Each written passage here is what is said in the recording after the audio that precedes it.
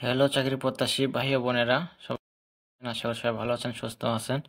তো দেখতে পাচ্ছেন বাংলাদেশ নৌবাহিনী তো বেসামরিক পদে নিয়োগ বিজ্ঞপ্তি প্রকাশ পেয়েছে। তো এখানে দেখতে পাচ্ছেন বাংলাদেশ নৌবাহিনীতে 13তম থেকে 20তম গ্রেড পর্যন্ত বেসামরিক কর্মচারী নিয়োগ বিজ্ঞপ্তি। তো এখানে আবেদন করতে হবে অনলাইনের মাধ্যমে। তো এখানে প্রকাশের তারিখ দেওয়া আছে 6 মার্চ 2025। তো এখানে পদ সংখ্যা, শিক্ষার যোগ্যতা, পদের নাম, জাতীয় বেতন স্কেল দেওয়া আছে।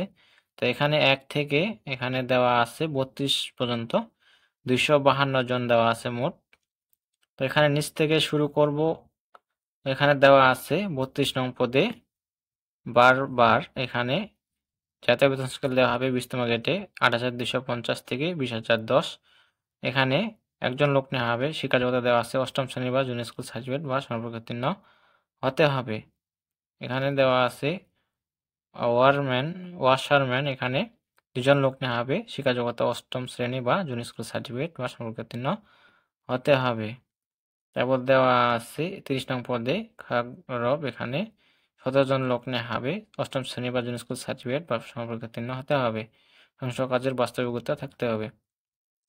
29 নং পদে বলা আছে অদক্ষ শ্রমিক এখানে 49 জন লোক নেওয়া হবে। শিক্ষা যোগ্যতা দেওয়া আছে 8ম শ্রেণী বা জুনিয়র স্কুল সার্টিফিকেট বা সমপর্কোত্তীর্ণ হতে হবে।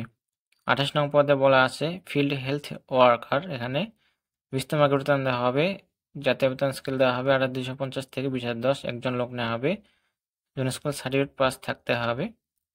তো এখানে দেওয়া আছে 27 নং পদে ওয়ার্ড বয় 3 জন লোক নেওয়া হবে। 8ম শ্রেণীর পাস থাকতে হবে।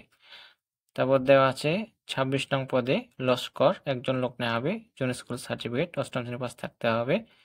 তারপর দেওয়া আছে 25 নং পদে অফিস সহায়ক এখানে 16 জন লোক নেওয়া হবে। শিক্ষা যোগ্যতা থাকতে হবে মেট্রিক পাস। এখানে কোনো শিক্ষিত বোর্ড হতে মাধ্যমিক সার্টিফিকেট পাস থাকতে হবে। 24 নং পদে বলা আছে ফায়ারম্যান 14 জন লোক নেওয়া হবে। শিক্ষা যোগ্যতা দেওয়া আছে কোনো শিক্ষিত বোর্ড হতে মাধ্যমিক সার্টিফিকেট বা সমপর্কোত্তীর্ণ হতে হবে। উচ্চতা দেওয়া আছে এখানে বুকের মাপ দেওয়া আছে, সবকিছু দেখে নেবেন। 23 নং পদে বলা আছে এমটি ক্লিনার একজন লোক নেওয়া হবে। শিক্ষা যোগ্যতা দেওয়া আছে 8ম শ্রেণী জুনিয়র স্কুল সার্টিফিকেট।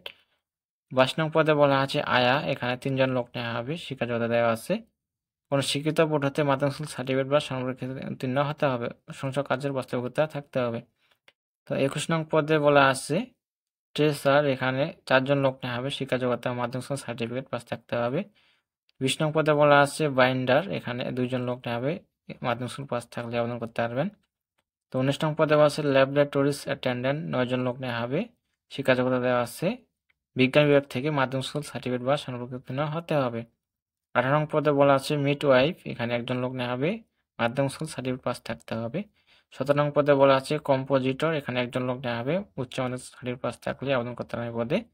সংসার কাজে 3 বছরের বাস্তবিকতা থাকতে হবে। তো 16 নং পদে বলা আছে ডার্ক রুম টেকনিশিয়ান একজন লোক নেওয়া হবে। উচ্চ মাধ্যমিক পাস থাকলেই আবেদন করতে হবে পদে।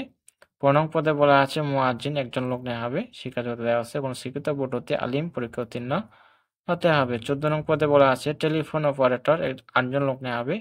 উচ্চ মাধ্যমিক সার্টিফিকেট পাস থাকলে আবেদন করতে পারবেন।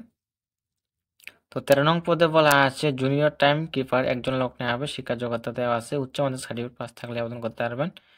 12 নং পদে বলা আছে স্টোরম্যান 20 জন লোক নেওয়া হবে। শিক্ষা যোগ্যতা দেওয়া আছে কোনো শিক্ষিত বোর্ড হতে উচ্চ মাধ্যমিক সার্টিফিকেট বা সমপর্কোত্তীর্ণ হতে হবে। 11 নং পদে বলা আছে অফিস সহকারী কাম কম্পিউটার মুদ্রাকরী এখানে 53 জন লোক নেওয়া হবে। শিক্ষা যোগ্যতা দেওয়া আছে উচ্চ মাধ্যমিক সার্টিফিকেট বা সমপর্কোত্তীর্ণ কম্পিউটার দক্ষতা এখানে বিস্তারিত দেখে আপনারা আবেদন করতে পারবেন।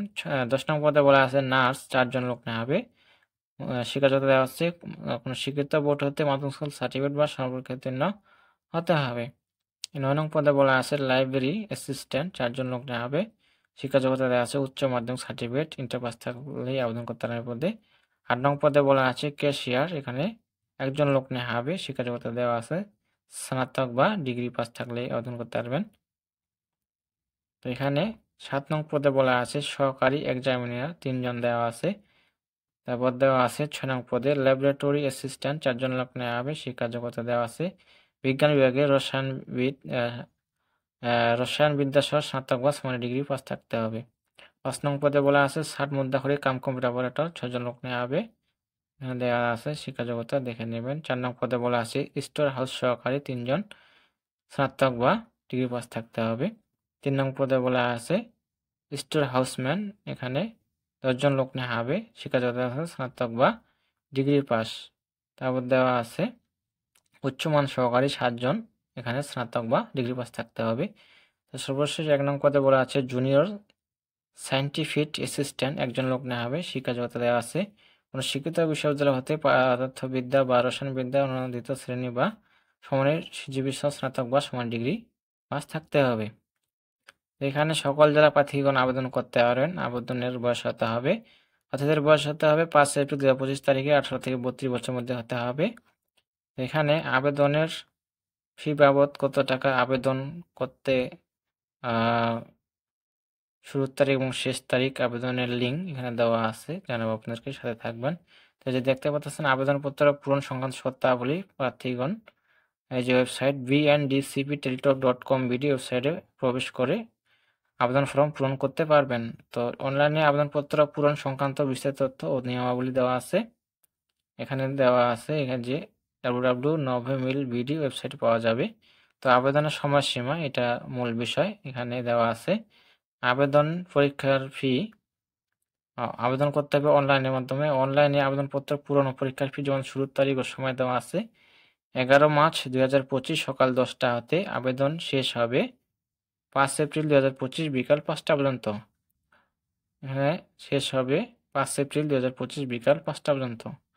তো এখানে আবেদনের শুরু, এখানে দেওয়া আছে ফি বাবদ কত টাকা দিতে হবে। 1 হতে 18 নম্বর পদের জন্য পরীক্ষার ফি বাবদ 100 টাকা, টেলিলগিয়া সার্ভিস বাবদ 12 টাকা, মোট 112 টাকা। 19 হতে 32 নম্বর পদের জন্য পরীক্ষার ফি বাবদ 50 টাকা, টেলিলগিয়া সার্ভিস বাবদ 6 টাকা, মোট 56 টাকা। এখানে দেওয়া আছে, এখানে 72 ঘন্টার মধ্যে জমা দিতে হবে। তো আবেদনের কীভাবে টাকা পেমেন্ট দিতে হবে যে দেওয়া আছে, এই যে প্রথম SMS নমুনা দেওয়া আছে, দ্বিতীয় SMS। তো এখানে এইভাবে টাকাটা পেমেন্ট করতে হবে। তো এখানে বিস্তারিত দেখে আপনারা আবেদন করবেন। তো এই ছিল বিষয়। কোনো কিছু জানার থাকলে অবশ্যই কমেন্টে জানাবেন, রিপ্লাই দেওয়ার চেষ্টা করব। আর যারা এই চ্যানেলে নতুন বা নিয়োগ বিজ্ঞপ্তি পেতে চান সরকারি চাকরির, তো অবশ্যই চ্যানেলকে সাবস্ক্রাইব করে সাথে থাকবেন, সবার আগে ভিডিও পেতে আপনার মোবাইলে নোটিফিকেশন পৌঁছে যাবে। তো সবাই ভালো থাকবেন, সুস্থ থাকবেন, ধন্যবাদ সকলকে।